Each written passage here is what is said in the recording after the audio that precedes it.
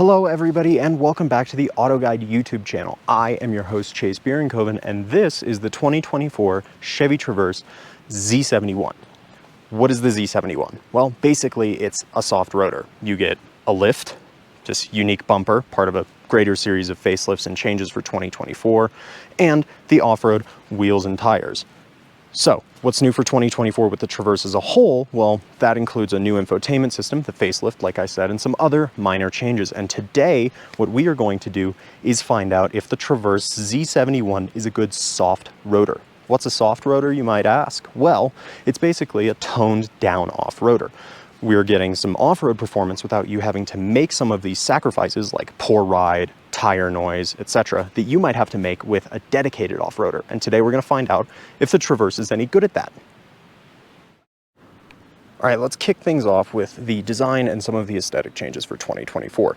This bumper is part of those changes, and this one in specific is, well, specific to the Z71. You get these like tow hooks, and they also offer better approach and departure angles, because in back, if we go all the way around back, there's also a new bumper. And it's just a little bit more trim on the bottom so that you have some better angles here. There's also, of course, big tires, right? These are Goodyear Wrangler all-terrain tires on 18-inch wheels. And that's really it for the Z71 specific changes for 2024. All in all, I think it's a pretty handsome little mid-size SUV. Let you take it in, develop some opinions of your own, and we'll move on. So I want to start the interior tour here with the new infotainment screen, 17.7 inches, 2 screens, right? This one, good configurability. Go to the buttons down here, I can go from map to a couple of different layouts, most of which feature some combination of your engine speed, actual speed, media, things like that. And then we can get back to the map. Over here, however, is where the problems start, okay? I feel like this thing is never ever on the screen I want it to be. All of the controls here, a lot of important ones like the, for example, camera, which there are some great angles of here that I can show you. But all of these controls are in the touchscreen. There's no physical control stack here, which is kind of a problem because I'll be in either that menu when I want maps or Android Auto or CarPlay or whatever, and it defaults to this, or vice versa.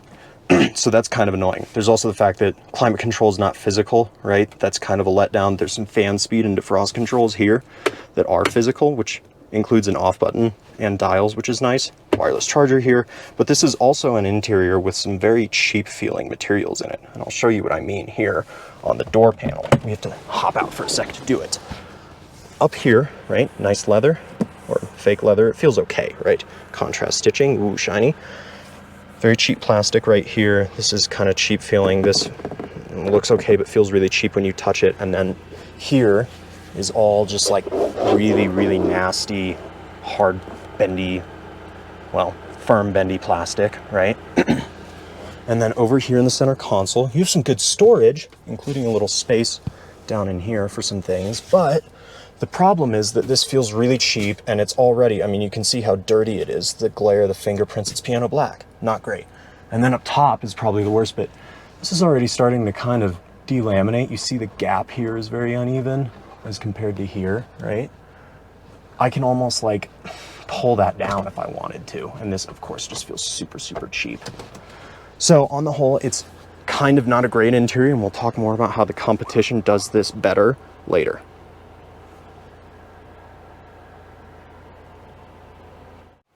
Let's talk rear cargo space and interior space as well. Again, the use of cheap materials continues here. The door panels have the same problems I pointed out earlier.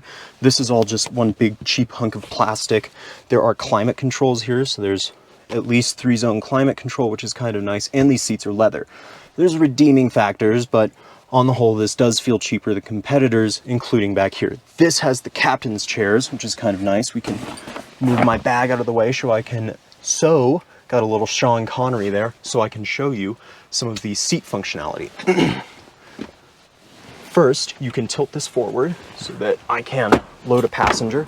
And as you can see, there's a ton of room back here. There's maybe more than a foot between the edge of the rear seat, which has the mat in it for the dog, and the back of this seat, which is great. There's also some decent leg room back here if you're a smaller adult, but I wouldn't want to be a full-grown, 5'7" adult sitting in the third row for very long, although it can be managed for short trips. You can also, with this seat, once we move it back, pull this lever down here that you can't see and drop the seat flat. You have to do a little bit of a rigmarole where you tilt this forward and then you can fold the third row flat and have a nice flat space to sleep. I'm camping out here tonight and that's what I'll be doing, for example, and that should be pretty good. All in all, it's a pretty decent interior space and there's good room back here for cargo and passengers and, of course, the dog. I very quickly want to show you how much stuff I fit in here. There's quite a lot of it. I also want to show you some of the underfloor storage too, and I'll have to come around the camera to do that. There's actually a lot of underfloor storage. As you can see, I've got two big bundles of firewood in here. I think they're called cords, is that right? I should know this. Anyways, they're pretty solid size. You can see they're about as big as my torso and I fit two in there. This is also a lined compartment, which is really great because that means that I can take this out. That gives you access to the spare, first of all, and second of all, I can take this out and wash it out if I really need to. So what is the Z71 like to drive? Well, let's start with on-road, and I want to start that with Super Cruise, which is really, really polished. It's super solid. I'm not going to get too in-depth here, but there are not a lot of instances where I feel like I have to intervene because I got nervous, and I'm kind of a scaredy cat with the self-driving stuff or the assisted driving stuff.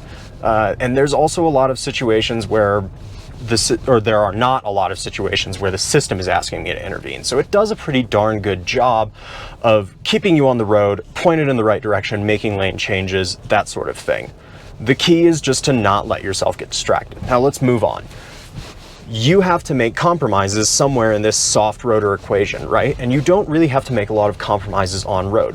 The on-road performance is pretty solid. You get pretty decent fuel economy, especially if you leave it in front-wheel drive and do a lot of highway driving, you're gonna see the EPA estimates start to fall into the rearview mirror a little bit. You can see 22, maybe even 23 miles per gallon if you just leave it in front-wheel drive, cruise on the highway.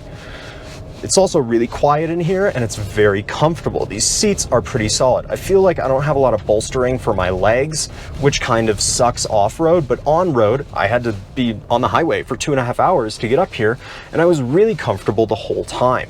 So let's talk about off-road, because of course, you have to start making compromises somewhere, and that's where it happens in the Z71. I will cut it in. There's some footage of me having to back down a trail after dropping something really metal and really expensive on a rock, on a trail that I thought this thing could take, and it couldn't. I had to back over it. I had to back, maybe 100 yards back down the trailhead, over a stream crossing. It was a whole thing because I ran out of ground clearance, and I know that this thing doesn't have the underbody protection to take that.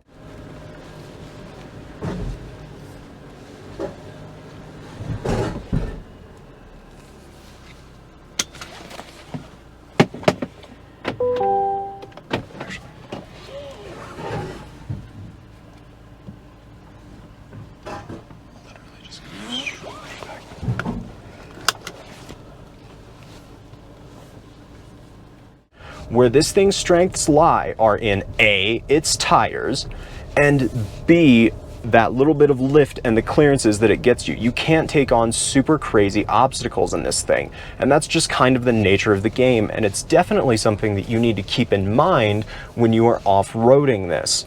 You have to compromise somewhere, and in the Z71, it's off-road. And I don't know what that does for the Z71 badge, because you can buy a Colorado Z71 and that means off-road.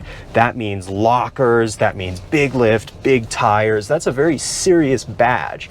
And I don't want to get into the whole diluting the brand argument here with you, but throwing the Z71 badge on here definitely gave me a lot of confidence, which was misplaced and resulted in me backing down a trailhead with my tail between my legs. However, if you're going to take this thing camping, fill it with gear, the family, the dogs, the kids, the whatever, this thing's really great. The cargo capacity is pretty much unmatched. The interior is really quiet and comfortable. I have some gripes with the infotainment like I talked about in our interior segment, but other than that, this is pretty solid. So let's talk powertrains. For 2024, Chevy ditched the V6 engine that used to live here. Now you'll find a 2.5-liter turbocharged four-cylinder making 328 horsepower and 326 pounds-feet of torque. It's more than the old V6, which is great, and fuel economy should be better too. The EPA says you'll get about 21, and by and large, I agree with them. I'm getting about 21 miles per gallon depending on the day and how much highway driving I am doing on that given day. I've been kind of bouncing back and forth according to the car's trip computer, kind of right on the edge there. Now, because this is the Z71, you also get a standard twin clutch all-wheel drive system that can send power exclusively to the front wheels if you would like it to via a little toggle on the dash, or rather on the center cluster just to the left of your knee, which means that you can garner some better efficiency. All of this is hooked to an 8-speed automatic transmission as well. Now, let's talk money. The Z71 starts at, let me ready my cheat sheet here because there's a lengthy list of options I need to tell you about. This starts at $46,400 MSRP. However, because of that quite healthy list of options, you'll pay, with $1,395 of destination, $53,150 for the car you see here with its red paint, the accents, all of it. Now, the most expensive option on here, the total for that, by the way, is $6,750. Yikes, is Super Cruise. And Super Cruise is a lot of money because it's a very new technology. It's GM and Chevy's hands-free driving mode. You can only really use it on the highways for right now, but you can just sit and let the car do its thing while you observe. Opinions on that and whether or not you should be able to do that aside, the money comes out to $3,755. There's also $1,500 for the sunroof, which is quite a lot for a sunroof, but I guess it's a very big sunroof. Now, as for competition, there's really two paths you can take here. If you still want the Softroader experience, you can go for the Kia Telluride. That starts at about 50 grand for the X Pro model. That's the sort of Softroader one. You get a lift, all-terrain tires, all of that.